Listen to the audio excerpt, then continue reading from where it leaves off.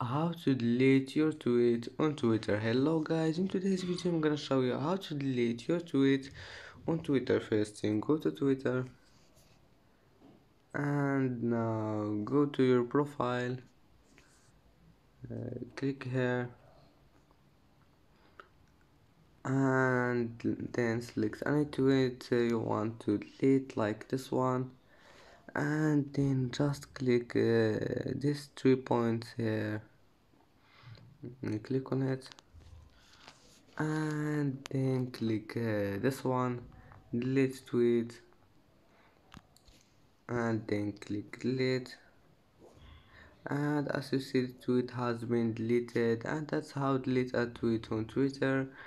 And that's it for today's video. If you like this video, don't forget like and subscribe, and see you in the next video.